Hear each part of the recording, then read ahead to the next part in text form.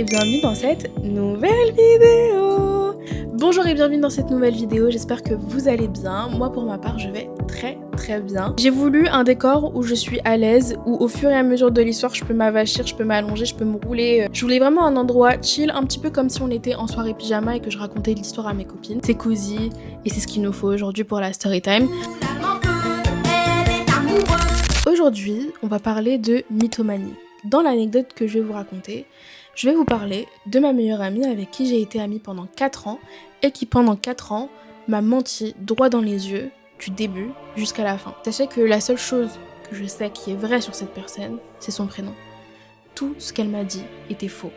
Tout le reste n'était que du mensonge. Et le problème de cette histoire, c'est pas juste qu'elle m'ait menti, parce que me mentir et puis m'avouer la vérité des années plus tard, avec un peu d'éveil, avec un peu de conscience et tout, bon, tu peux pardonner, tu peux passer à autre chose. Avec difficulté, mais tu peux passer à autre chose. Là, le problème, c'était le mensonge de trop. Donc ma meilleure amie était atteinte de mythomanie, donc c'est un trouble qui engendre beaucoup de répercussions et qui crée une sorte d'effet boule de neige qui malheureusement peut créer parfois des effets irréversibles. Je vous le dis comme ça, c'est une histoire qui est assez grave et qui est vraiment dramatique. Vous avez l'habitude de toute façon sur ma chaîne, je vous raconte toujours des trucs un peu cauchemardesques de ma vie parce que c'est les potins et parce que c'est Léo aussi. Dans les faits, évidemment que c'est une histoire qui est grave, mais on est là pour rigoler, on est là pour le divertissement. Donc installez-vous bien dans votre fauteuil, votre canapé, dans votre lit. J'espère que vous avez un meilleur canapé que moi quand même. Tenez-vous prêts pour la story time.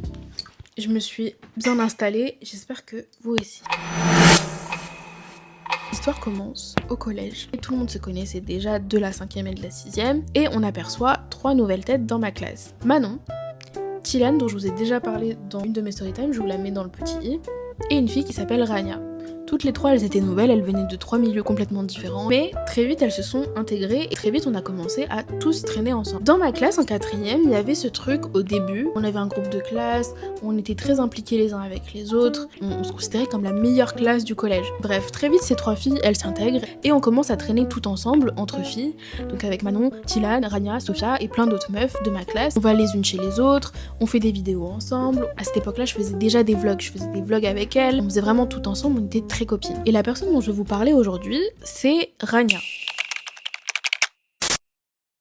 Rania, quand elle s'est présentée, si vous voulez, ça s'est fait très naturellement. C'était pas genre tu t'appelles comment, tu viens d'où. Déjà, la première fois où on l'a entendu se présenter, c'était pendant les cours. Et sinon, ça s'est pas fait de manière machinale ou forcée. Ça s'est fait vraiment au fur et à mesure du temps et voilà. Mais quand Rania s'est présentée, elle s'est un peu présentée comme une meuf qui vient du 93. On va dire qu'elle vient de Saint-Denis.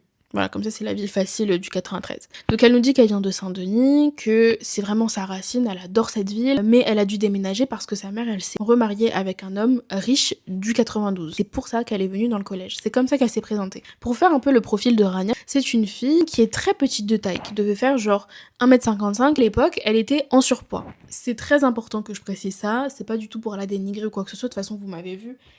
J'ai bien mangé à la cantine, donc je suis vraiment la moins très souriante, tout le temps blagueuse. Elle faisait vraiment beaucoup de vannes. À cette époque-là, fallait pas être susceptible. Voilà, quand tu traînais avec elle, il fallait vraiment avoir le cœur accroché et les fesses serrées parce que tu savais que t'allais te faire vanner. Donc je vais pas épiloguer sur nos 4 ans d'amitié parce que ce serait beaucoup trop long, sachant qu'elle m'a menti sur 4 ans. Donc du coup, j'ai pris ma liste et je vais vous raconter les plus grosses dingueries qu'elle médite et auxquelles j'ai cru. Voilà. Et la plus grosse dinguerie, c'est celle de la fin. Pour vous spoiler un peu. La première dinguerie, c'était au milieu de la 4e. Comme je vous ai dit, on était un groupe de classe où on était très soudés, on avait une connexion, une grosse alchimie, on traînait tout le temps ensemble, et dans ce groupe de classe, on avait des groupes de filles. Et dans le groupe de filles, il y avait donc Manon, Tilan, Rania, moi, Sophia, et je crois qu'il y avait Taina, et une fille qui s'appelait Adèle. Bref, on traînait ensemble tout le temps, jusqu'à la fin de la 4e, où là, il commence à y avoir des trahisons, des coups bas, bref... En une année, il s'est passé beaucoup de choses et du coup, on s'est un peu tous éloignés, la classe s'est déchirée et il commençait à y avoir des clans. Moi, mes clans, c'était Taina, donc je traînais beaucoup avec Taina parce que c'était ma meilleure amie, c'est toujours ma meilleure amie d'ailleurs. Et mon deuxième clan, c'était les filles du début, donc Tilad, Manon, Sophia et Rania. Voilà. Il faut savoir que Rania, c'était une fille qui était extrêmement possessive avec moi. Et ça, j'en avais jamais parlé sauf à Taina, parce que Taina, elle l'avait remarqué, mais elle était très jalouse des personnes avec qui je restais et avec qui je parlais. Donc dès lors qu'elle a vu que je commençais à de plus en plus traîner avec Tilan ou de plus en plus traîner avec Sophia, elle me faisait des crises de jalousie. Et la première crise de jalousie qu'elle m'a faite, c'est le jour où elle est venue me voir après l'école et elle m'a dit que Tilan avait dit une énorme dinguerie sur moi et que, en gros, il fallait plus que je traîne avec elle. Parce que ma vraie sœur, c'était elle. En gros, je vous mets dans le contexte. Vers la fin de la 4e, je me rapproche beaucoup de Tilan au point où les gens ne nous voient jamais séparés l'une de l'autre. Et ça, Rania, elle avait pas du tout supporté et elle faisait tout pour me séparer de Tilan. Donc des fois, elle créait des situations débiles, mais pour que je traîne avec elle et pas avec Tilan. Elle me considérait comme sa sœur et plusieurs fois, elle me disait que j'étais sa vraie sœur, c'était la petite sœur, moi j'étais la grande sœur. Tu vois, genre on avait vraiment ce lien très fort et elle y tenait vraiment beaucoup. C'est pour ça qu'elle faisait tout pour me séparer de Tilan. Bref, et donc pendant une semaine, j'ai arrêté de parler avec Tilan, j'ai été très fâchée contre elle, très déçue. Et au bout d'une semaine, Tilan, elle remarque que du coup, il y a quelque chose de bizarre et que je fais que de la recaler, que je fais que de l'ignorer. Et elle me demande qu'est-ce qu'il y a. Et quand je lui explique, je m'énerve contre elle en lui disant mais pourquoi est-ce que t'as inventé ça sur moi? Et elle me dit mais je n'ai jamais dit ça. Je n'ai jamais inventé ça, je n'ai jamais dit ça, ce n'est jamais sorti de ma bouche. Et elle me prouve par A plus B que c'est faux. Et quand je vais voir Rania pour lui expliquer pourquoi est-ce que elle m'aurait menti sur ça, elle a joué la carte de la folie en disant bah non, j'ai jamais dit ça. Et ça, vous allez voir que cette carte-là, elle a très souvent joué. Et c'est au fur et à mesure pour ça que j'ai commencé à déceler ses mensonges. En fin 4e, début 3e, j'avais la cote. C'est même pas pour me vanter ou quoi que ce soit, mais il y avait des garçons qui me tournaient autour, ils essayent de m'impressionner, donc ils font des trucs vraiment ridicules. C'était n'importe quoi, tu vois. Et très souvent, on se moquait d'eux avec mes copines, et donc ça tournait très souvent comme sujet de discussion. Je tiens à dire que c'était bon enfant. On se moquait pas genre pour les harceler ou quoi que ce soit, on se moquait juste parce que c'était drôle. Comme les mecs savaient que ça nous faisait rire, des fois ils faisaient des trucs juste pour nous amuser et pour amuser la galerie. Ça a monopolisé la plupart de nos conversations, on faisait que de parler de ça, et ça a déplu à Rania. Et donc Rania, dans les discussions, elle s'effaçait, elle discutait pas. Et le truc c'est que nous, on n'avait pas remarqué que Rania, elle s'était effacée, qu'elle était plus du tout impliquée dans les discussions et qu'en fait ça la saoulait qu'on parle de ça. Parce que elle nous le disait pas, et d'habitude c'est quelqu'un qui était très franche, elle se cachait de rien du tout. Donc dès qu'il y avait un truc qui la déplaisait, elle en parlait, etc. Et là pour le coup on en parlait et elle disait rien, donc bon, on calculait pas. Et un beau jour, Rania arrive toute pimpante, elle avait mis son meilleur décolleté. Le matin, quand elle arrive, elle vient directement me voir. Et elle me dit « Oh Adriana, tu sais pas, hier j'ai reçu un DM sur Snap, c'est un mec qui s'appelle Ismaël et il veut absolument ton Insta. » Et moi, à cette époque-là, j'avais un Insta, je postais des photos de moi, un peu Tumblr, un peu post-bad. Et donc très souvent dans mon collège, on faisait des compliments sur mon Insta. Bref, et donc elle me dit « Je lui ai envoyé un snap de nous deux, il a flashé sur toi, il veut ton Insta. » Je lui dis bah écoute si tu veux et tout. Et en gros elle me le présente comme étant un de ses potes du 93. Il est grand, très grand, genre il faisait 1m85, stismé, il fait du basket, il a des curly et il a les yeux clairs. Et elle me montre une photo d'un mec qui correspond exactement à la description et qui est magnifique. Dans mes souvenirs il était magnifique, presque un peu trop parfait tu vois. Et de là elle me dit bon bah voilà, je vais lui donner ton Insta, il va t'ajouter ce soir. Est-ce que vous sentez la patate arriver? Donc le soir arrive, moi je fais ma vie, je calcule même plus ce Ismaël, etc. Même si elle a beaucoup insisté dans la journée par rapport à ça, elle me dit oui, n'oublie pas ce soir Ismaël. Il faut savoir que Rania, elle était interdite de téléphone. Le soir, elle avait pas de téléphone et elle avait son téléphone que pour le trajet de l'école jusqu'à la maison. Et le soir, quand je rentre chez moi, là, je reçois un message d'un compte Instagram qui a genre 300 abonnés et 1400 abonnements. Et il y a marqué genre Ismaël93, je sais pas quoi. De là, je réponds et on commence à discuter sur Insta. C'était formel, c'était que de la conversation, genre pour faire connaissance, quoi, de présentation. Bref. Vers 20h, il répond plus, il me donne plus de nouvelles.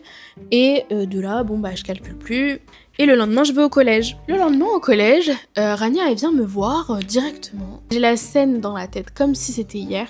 Et en gros, elle me dit « Non mais meuf, en fait, tu te rends pas compte, c'est mon confident, je lui dis tout, il me dit tout. Donc je sais en fait ce que vous vous êtes dit. Et de toute façon, il a vu tes photos sur Insta et je crois qu'il est plus trop intéressé. » Donc je lui dis « Ah ok, bah, c'est pas grave et tout. » Enfin, genre, ok.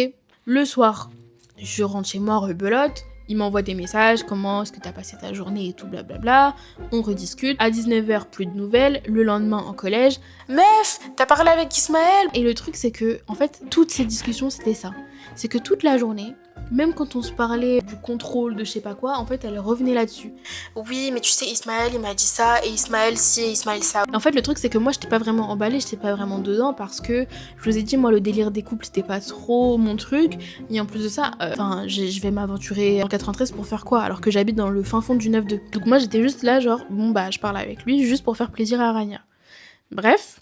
Et le soir, à la récré, quand il y avait tout le monde, vraiment il y avait tout le collège. Rania elle vient me voir et elle me dit: bon meuf, j'ai eu une nouvelle d'Ismaël, il te trouve pas belle, en fait c'est moi qui veux et c'est avec moi qu'il va sortir. Donc on va sortir ensemble et on se voit ce week-end pour officialiser. Et là elle me dit: de toute façon, il te trouve pas belle, il te trouve grosse. Genre devant tout le monde, tout le collège. Et en fait, moi je savais pas quoi faire parce que j'étais en mode mais de toute façon je veux pas sortir avec lui, genre pourquoi est-ce que tu me dis ça comme si j'avais envie. Et le truc c'est que je trouvais ça trop bizarre parce qu'elle avait une attitude un peu trop tirée par les cheveux. Genre elle faisait que de vanter le fait qu'il était beau, que tout le monde le voulait. Et c'est un peu limite si elle avait le seum que moi il m'intéressait pas. Je lui disais ok dans ce cas là t'as qu'à sortir avec lui. Et elle avait le seum que je dise ça. Et j'ai commencé à faire mes recherches. Sur Insta avant, t'allais sous la publication d'une célébrité et tu marquais juste follow pour follow. Après tout le monde s'abonnait à toi et toi tu t'abonnais en retour. Et c'est comme ça que tout le monde avait des abonnés. Et c'est comme ça qu'elle a procédé. Et vous savez pourquoi et comment j'ai su que c'était elle? J'avais des doutes. J'ai pris son Insta. Et j'ai voulu faire comme si je me connectais avec son Insta. J'ai mis mot de passe oublié. J'ai vu que l'email enregistré, il commençait par les 3 premières lettres de son prénom.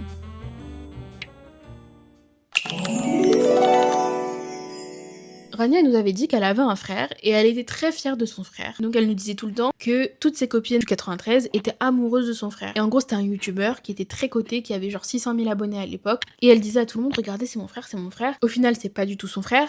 Et on l'a su parce que une fois le youtubeur en question a fait genre une FAQ et dans la FAQ il a mentionné le fait qu'il y avait 2 grands frères et pas de petites sœurs. Donc en fait c'est comme ça que les gens ont su que c'était pas du tout son frère. Bref. En fin de 3e, je voulais organiser une fête pour mon anniversaire, une grosse fête pour mon anniversaire, genre un truc dans un gîte ou un truc dans une salle de fête et qu'on allait fêter mon anniv quoi. Donc on se renseigne avec mes parents et tout et j'en parle à mes copines, donc je leur dis oui, je vais organiser tel anniversaire, tel événement et tout. Et moi j'ai un gros problème depuis l'enfance, c'est que dès que je prévois quelque chose, dès que j'ai envie de quelque chose, je peux pas m'empêcher de le raconter à tout le monde.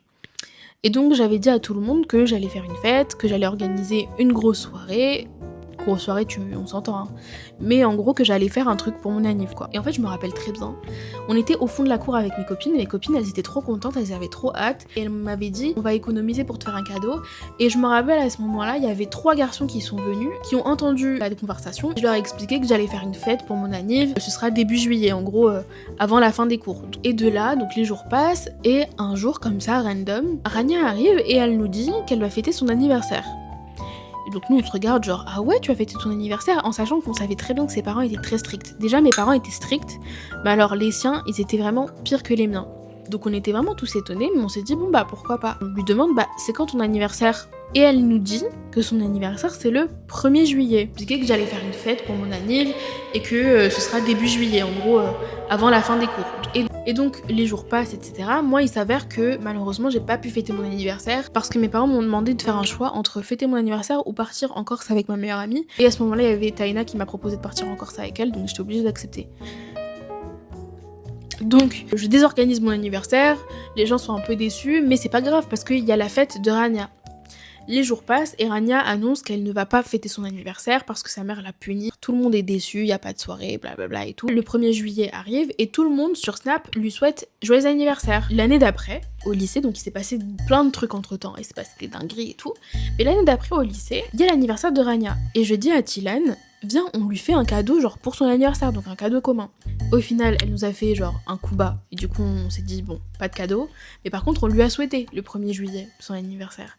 Et là, elle nous dit quoi? Ah ben non, mais moi je suis pas née le 1er juillet. Pas du tout. Moi je suis née, et elle nous dit je suis née en novembre. Quoi? Et ça faisait déjà depuis la 4e qu'on était amis. Donc ça faisait 3 ans qu'on était amis. Et en 3 ans, tu t'es pas rectifié une seule fois sur ta date d'anniversaire, juste pour me faire de l'affront. Et après, avec mûre réflexion, j'ai fini par comprendre que si elle avait inventé cette date d'anniversaire, c'était juste pour me faire de l'ombre. En gros, elle comptait faire sa soirée en même temps que la mienne, ou en gros, elle comptait gâcher ma soirée. Mais j'avais vraiment le sentiment de me faire berner, parce qu'elle nous a dit, mais c'est pas aujourd'hui mon anniversaire. Et elle s'était énervée contre nous, genre en gros, on est des mauvaises amies. Alors que l'année dernière, enfin bref. Et d'ailleurs, by the way, On a appris au même moment qu'elle nous avait menti aussi sur son lieu de naissance. Elle nous a menti sur son année de naissance. Elle nous avait dit qu'elle avait le même âge que nous, donc elle était née la même année. Et au final, elle est née 1 an avant nous. Ça aussi, je sais pas. Je sais pas si j'arrive à comprendre ou pas. Ça a insinué qu'elle avait redoublé. Elle voulait pas forcément le dire. Donc en vrai, sur ça, je peux comprendre qu'elle nous ait menti. Mais par contre, sur la date d'anniversaire... Et c'est à partir de cette anecdote que ça commence à être de plus en plus vicieux et que ça commence à être de plus en plus grave. À la fin de la 3e, j'ai un date avec un garçon que je vois en toute impunité, genre vraiment on se voit de manière lambda, il se passe rien.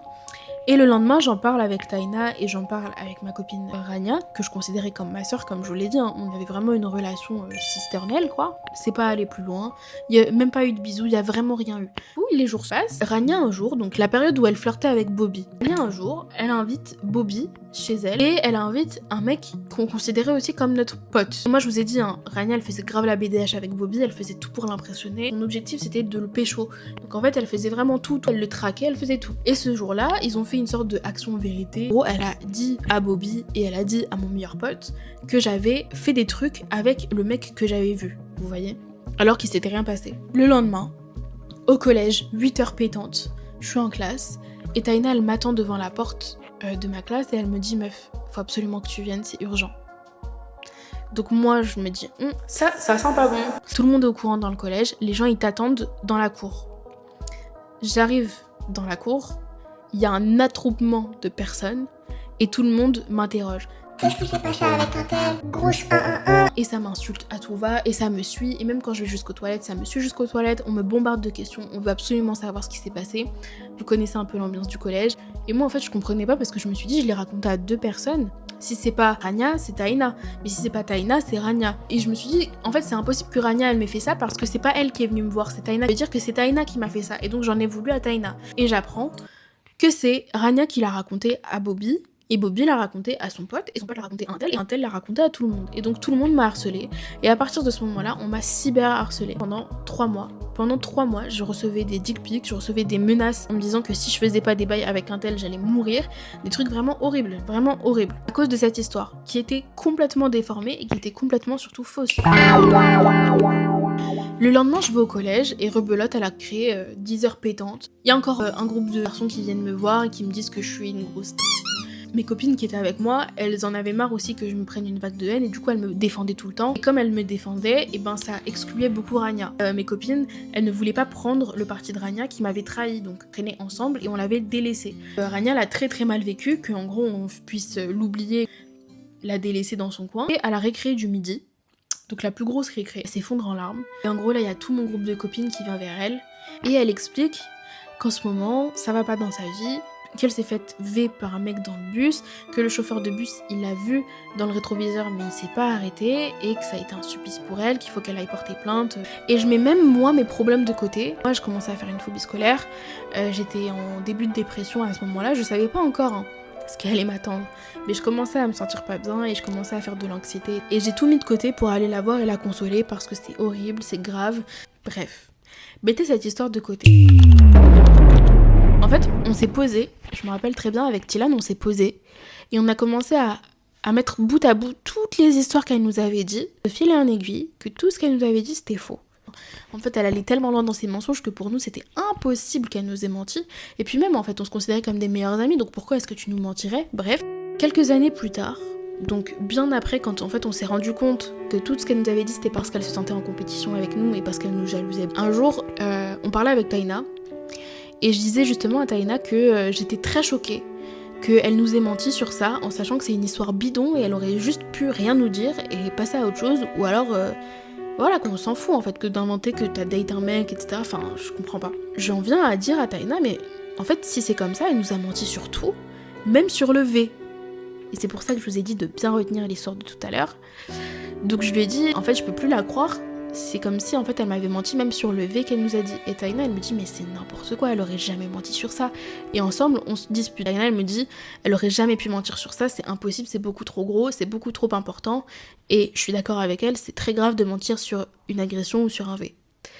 De là, je lui dis bah tu sais quoi, t'as qu'à tester, t'as qu'à lui en parler à Rania et en fonction de sa réaction, on verra si elle a menti ou pas. Le lendemain, Taïna, elle part au lycée et elle va voir Rania. Et en fait, faut savoir que c'est que Rania était très très très méchante avec Taïna. Genre, elle la prenait vraiment de haut, elle était hyper toxique avec elle. Et Taïna, elle arrive vers Rania, elle lui dit et d'ailleurs, tu te rappelles putain de l'histoire du V que t'as vécu dans le bus et tout? Et vous savez ce que Rania, elle dit? Ah mais non, mais c'était faux ça. Mais c'était pas vrai. Mais c'est... Comment est-ce que t'as pu croire ça? C'était pas vrai et tout. Et je te l'avais dit que c'était faux en plus. Elle nous l'avait jamais dit. Elle a persisté dans son mensonge pendant quasiment 6 mois. Pendant 6 mois, elle faisait que de nous dire que son chagrin, c'était dû à ça. Et en fait, c'était faux. Elle a menti sur ça. Tout ça pour vous dire que cette personne, c'était une mythomane. À cause de cette histoire, j'ai mis beaucoup de temps à accepter que les gens entrent dans ma vie et j'ai mis beaucoup de temps à faire confiance aux gens parce que j'avais peur, en fait, qu'ils me mentent sur leur identité. Sachez que ça m'a beaucoup servi parce qu'aujourd'hui, j'arrive à débunker dès qu'il y a un petit mensonge, dès que les gens me mentent, j'arrive à le voir, j'ai le flair. Mais ça m'a vraiment traumatisée, c'était vraiment horrible. Le mensonge, c'est pas un jeu. On rigole pas avec ça, surtout avec des choses aussi graves. Ça entraîne que des mauvaises répercussions, de mauvaises énergies. Et c'est horrible parce qu'au final, cette personne-là, elle a fini toute seule. À force de mentir, elle a fini exclue et toute seule. Bref, morale de l'histoire, ne mentez pas. Entourez-vous des bonnes personnes. J'espère au moins que la vidéo vous aura plu, que ça n'a pas été trop lourd à regarder. C'est vrai que c'est un sujet qui est quand même assez important et assez grave. Mais j'espère que ça vous a quand même diverti. Je vous fais de gros bisous et on se retrouve pour une prochaine. Je vous fais de gros bisous.